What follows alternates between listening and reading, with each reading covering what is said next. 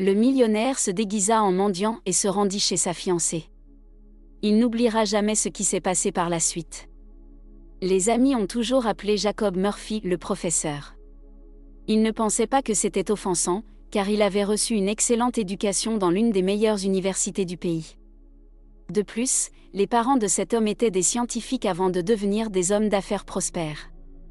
Il y a de nombreuses années, Deborah et Auguste Murphy ont quitté l'institut de recherche pour se lancer dans le commerce, et il convient de dire qu'ils ont connu un succès impressionnant dans ce domaine, gagnant leur premier million à l'âge de 35 ans.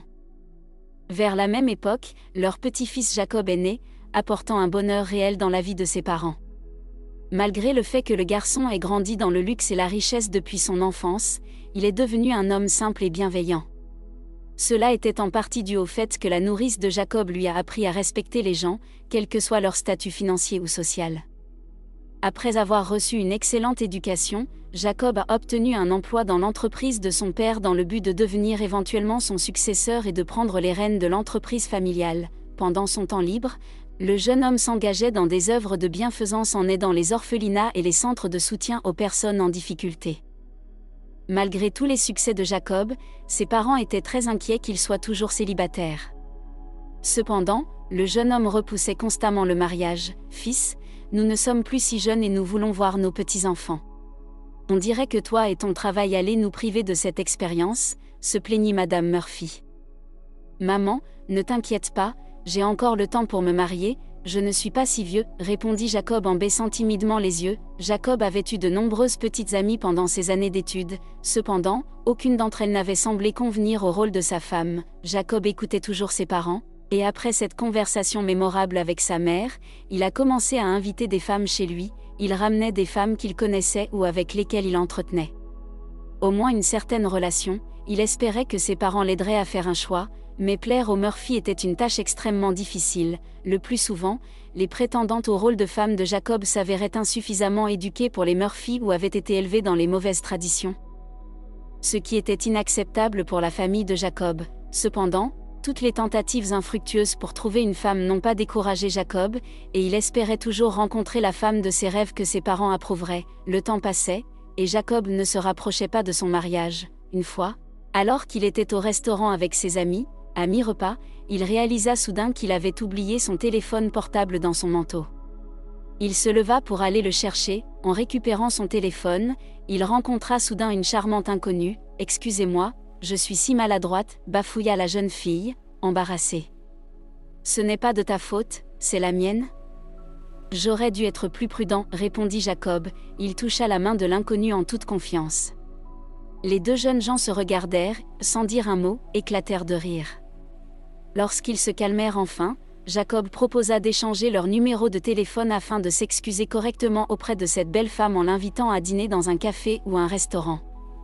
Elle sourit et accepta immédiatement. Jacob passa le reste de la soirée à penser à cette mystérieuse inconnue qu'il avait rencontrée près du vestiaire. Ses amis remarquèrent qu'il était distrait et ne répondait qu'avec un sourire confus à leurs questions.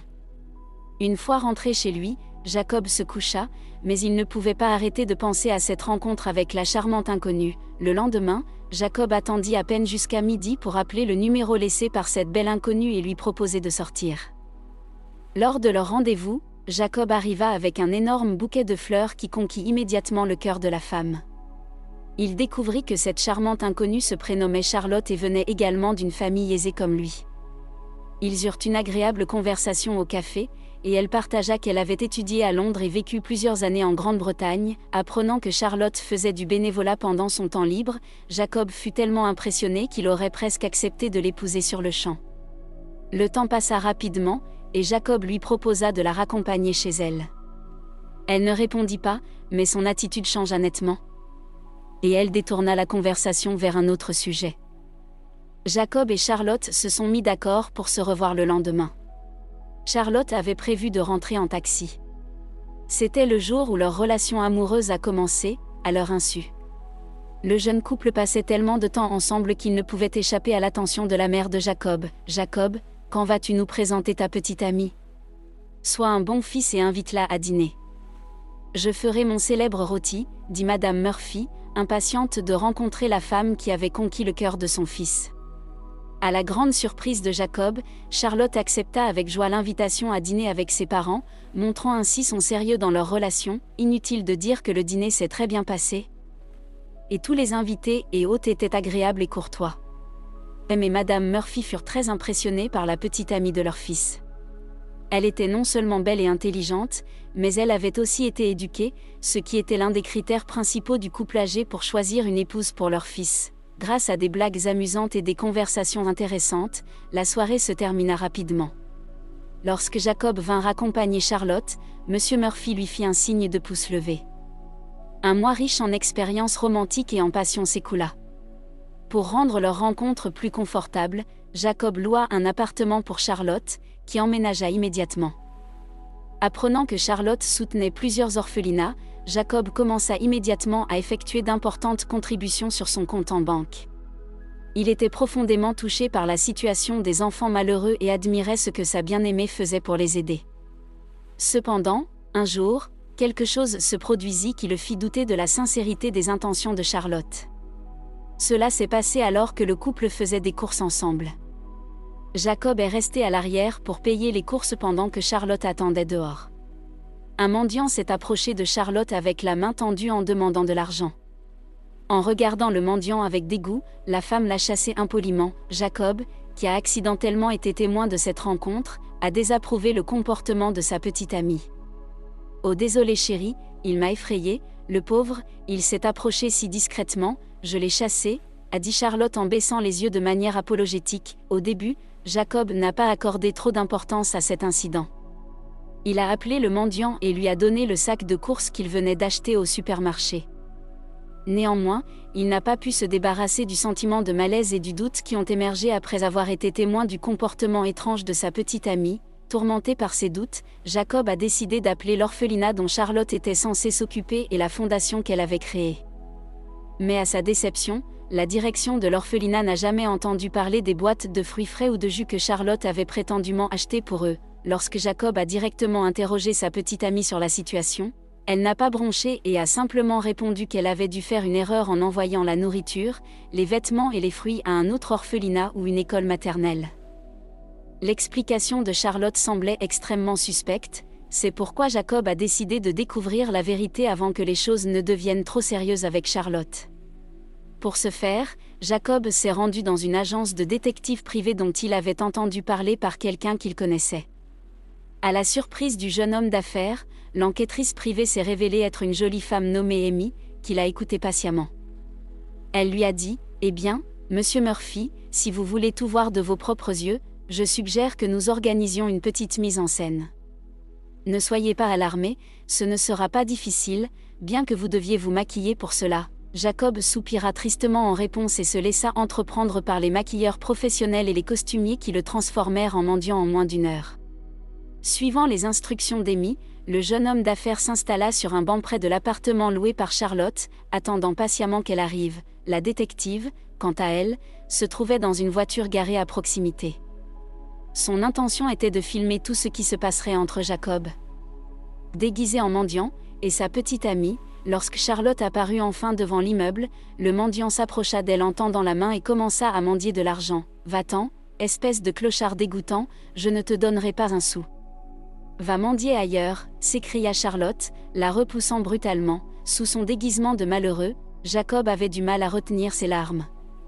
Il se demanda si cela signifiait qu'elle l'avait trompé tout ce temps. « Eh bien, au moins maintenant tu connais la vérité, monsieur Murphy.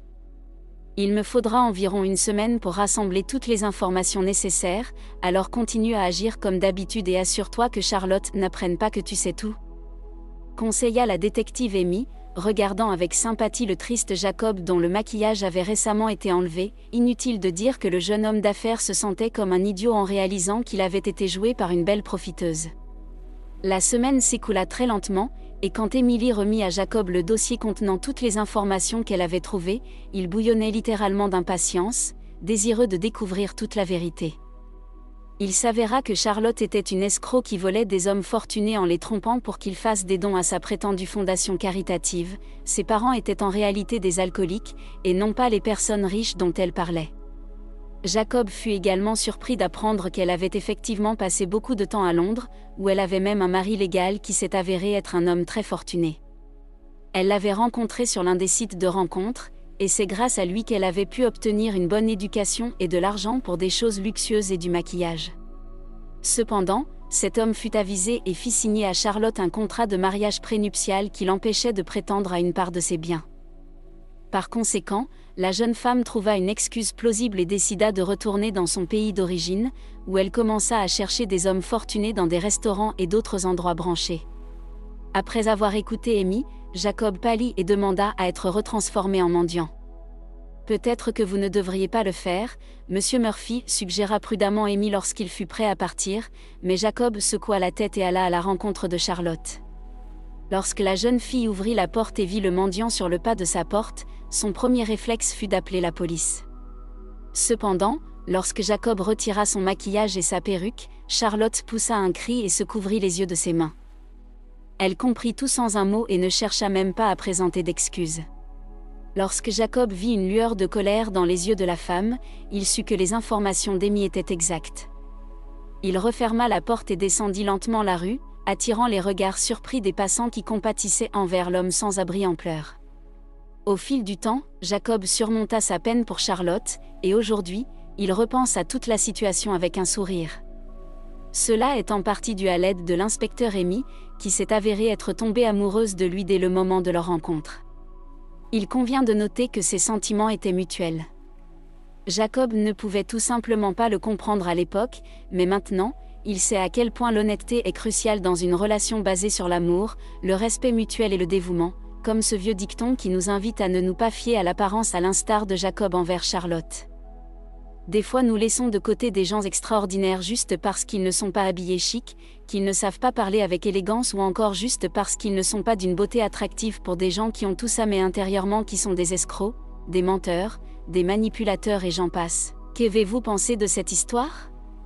Partagez vos émotions avec moi dans la section des commentaires. Merci d'avoir regardé la vidéo. Si vous l'avez aimé, n'hésitez pas de vous abonner, d'aimer, de partager et d'activer la cloche de notification pour recevoir nos nouvelles vidéos.